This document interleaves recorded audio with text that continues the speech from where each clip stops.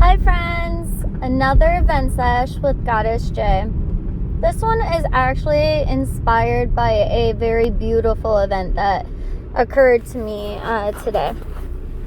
So, I call them my soul babies. I have no children of my own. I've always kind of had this maternal instinct kind of feeling. I'm truly a divine feminine. My natal chart is perfectly balanced.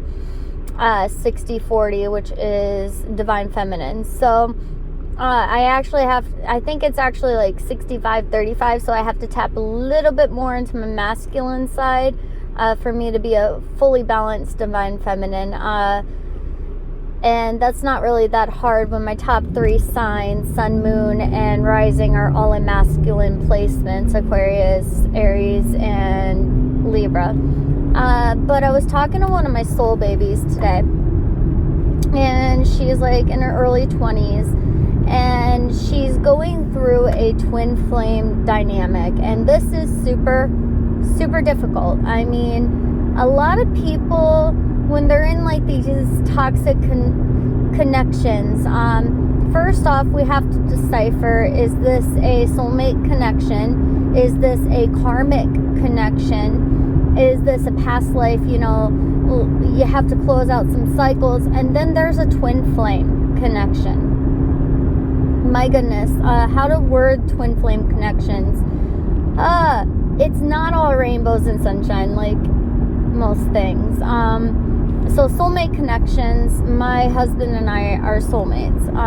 Just an instant friendship, instant, recognition. You're not the same, but you vibe and you feel safe in each other's energy.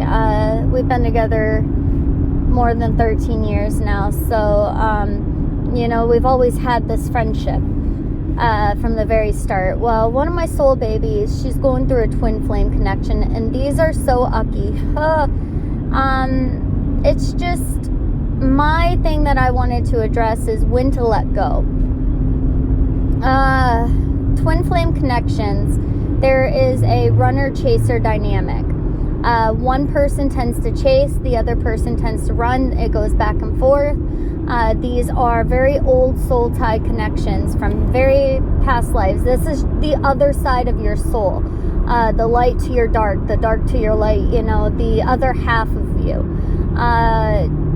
When we break ties and break connections, for instance, you can have karmic connections. Sometimes twin flame connections can be mistaken when they're actually narcissistic patterns, somebody taking advantage of somebody. They're very toxic kind of relationships, per se, sometimes. You can't just cut the cord with a twin flame like you can with other connections. You can't just pull your energy back and cut cords and just, go your separate way, because this is the other half of your soul. It's going to be a very painful process if you try to cut that connection. These connections are meant to teach us very deep lessons. Twin flame connections are. They can seem very toxic on the outside because they both require both parties to do some deep internal shadow work. Typically, twin flames arrive in your life to teach you deep lessons on your soul journey. It's like time to upgrade, like shit's getting real, So, my thing is, when do you leave? Because twin flame connections, there's typically a separation period. So there's a runner-chaser dynamic. Typically, both parties realize, holy crap, this is way too much to handle, I'm done with this, and they go their separate ways. They learn their own lessons, they come back together later on in life. Sometimes they come back together, and it's just, you're fulfilled then. You've learned your lifetime lessons. You've learned your karmic cycles and lessons that you were meant to integrate into this lifetime and overcome. So twin flame connections are very healthy overall for your spiritual growth, but just like eating our vegetables, just like exercising, what's healthy and best for us doesn't always feel good in the process.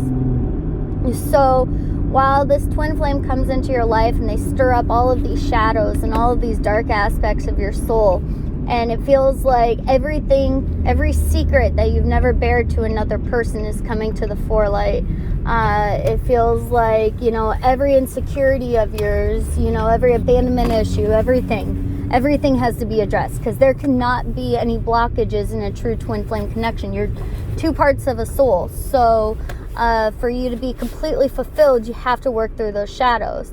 And sometimes you run across a twin flame that's not as enlightened as you spiritually. You run across somebody that, you know, you love, and you just can't decipher why you love them, but it's just this old love, like, you know, it comes from past lifetimes. And, you know, while you're supposed to teach each other lessons, sometimes that lesson is, here's my boundaries, here's what I'm willing to accept, and if you mistreat me, I will walk away. And that's when the other twin flame of yours, the runner, turns into the chaser, because you pull back your energy. You say, you know, I'm going to do what's best for me. I'm going to nurture my half of this and, you know, make it 100%. And your twin will feel when you pull away.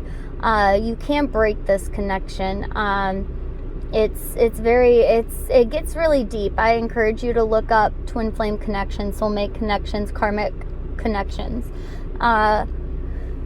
This soul baby of mine, very young, very wise beyond their years, way wise beyond their years. And they just told me, they're like, I have to walk away. I know I do. Even though I love this person, even though they're my twin flame, they're not going to feel the need to grow until I walk away from this connection. And I'm internally doing a happy freaking dance, because while my heart wants to cry for my soul baby, you know, my heart wants to, like, it's bleeding, because I can feel her hurt, you know, all this love that she wants to offer to her divine masculine. And yet, you know, the divine masculine, in their insecurities, you know, they're running from this connection, running from all this love this divine feminine baby is willing to show them. And in turn, they're not doing the internal growth, internal work that's needed. So they feel like, okay, well, as long as this, you know, divine feminine is going to chase me, I don't have to grow. I can continue, and they're going to give me everything that they need, because a feminine is, you know, they're meant to nurture. Like, so the soul baby has nurtured this relationship, has been everything and anything to this relationship, and yet is not seeing anything in return. And I was just doing such a happy dance, because if this soul baby in her early 20s can learn the lesson that we need to walk away because this isn't healthy for myself, I'm just so, it makes me want to cry for happiness of what our future generations are going to look like. Our kiddos, our soul babies, our, you know, soul tribees, they're learning these lessons. A lot more twin flame connections are coming together. There's a lot of theories on why this is. Are we on the brink of something really big? Because not everybody has a twin flame that's incarnated on the same existence as they are in this lifetime. Not everybody comes across a true twin flame connection. However, a lot more people are coming across it now. It's like our divine feminines and divine masculines, they're coming together. Like something big's about to happen. Enlightenment is necessary. Our divine masculines have been blinded for so long on their journeys, and it's like the two parts of these souls are coming together to, you know, enlighten each other. Like something big needs to be, you know, we need a certain level of awareness. So the soul baby looked at me, or didn't look at me, messaged me, and she's like, I have to move on, and it hurts. Probably, just a second. Sorry, I'm getting my car washed. But the soul baby just looked or messaged me, and she's like, I have to move on in order for him to finally start chasing his happiness and not sink into these dark pools, you know, of waiting for her to, you know, fulfill him. She had to move on. And I'm so excited for the lessons that the collective are learning right now. This is the separation period for the twin flame connection. It's the most painful period. It's when both parties go through a dark night of the soul, enlightenment, you know, like, all the work that twin flames have to do in order to come back together, it's deep. Like, you really have to be put back together. And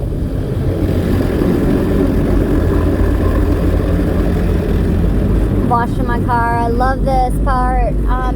But one thing about these connections is you cannot come back together until you've truly released your urge to cater and nurture the other party. You have to start taking care of yourself in order for the twin flame separation period to really do its work. You have to work on integrating your shadows. You have to work on surpassing your shadows, overcoming your fears, and this is what this soul baby's doing. And I'm just so impressed because, you know, it's the hard stuff, and yet she doesn't blink an eye when going into those dark places. She doesn't, you know, hesitate to say, okay, this is the work I've got to put into, and I'm going to work on myself. And I just think it's so beautiful because, you know, I have a lot of people come to me for advice on how to be enlightened or how to grow spiritually, but none of them really want to do the work. It's like they want the answers, but they don't want to do the work, you know. And just to see someone so young in her age saying, you know, I got to put myself first. It was just such an inspirational moment. My heart just broke for her and healed for her at the same time, because I know that she's doing something that's so painful, which is leaving her twin flame behind. That is so painful. But she knows that it's necessary in order for them both to grow. And as long as he knows that she's going to be sitting there waiting for him, he's not going to do the work. He's going to, you know, victimize himself, you know. He's going to want her to cater to him. And she's like, no more. I'm pulling back my energy. She told me, she's like, I love him. I don't want to be in any other relationship. She's like, my heart, my soul knows that this is my twin flame. And that's typically how it goes. You're never going to find someone like your twin flame because you met the other part of yourself. You met the missing half. And so for her to just walk away and say, I'm doing this because it's healthy for him and I thought that was the bravest thing I've seen in a while. So I just had to share. Sorry for all the background noise. I'm getting my car washed. But I really encourage us to look at these connections and to do the work, even though it hurts. I know that some of us want to give to our other halves, you know, or to these people. But sometimes the way to love them is to love yourself. And when you love yourself first, you can truly know what it means to love another person, and therefore you're going to love them like you should. We should never be loving another person to fulfill us. We need to fulfill ourselves, and in turn we fulfill others around us. And just to learn such an early age lesson, I mean, there's some people out there that don't even know what a twin flame is. They don't know what these spiritual and karmic connections are. They don't, you know, life just happens by accident to them in this delusion. So it must be nice. But for some of our young ones learning these lessons, I don't want us looking at them saying, oh, you're such and such age, you'll get over it, because it doesn't make it hurt less for them. It doesn't make it less of a spiritual process for them. And a lot of our young soul babies are waking up, and they're coming across these lessons that some of us haven't hit until a later part of our life, because something is on the verge of happening collectively.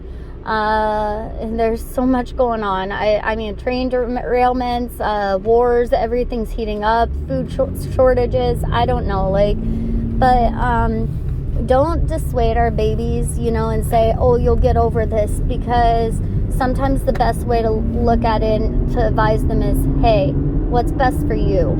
And that's how we teach our younger generation, and they in turn teach the, you know, following generation. So, you know, I'm just so proud of our soul babies right now and what they're going through, and I send love and empathy to them, because it's not an easy process to walk away from your twin flame. But I want you guys to know you got this. I'm proud of you. I'm so proud of you.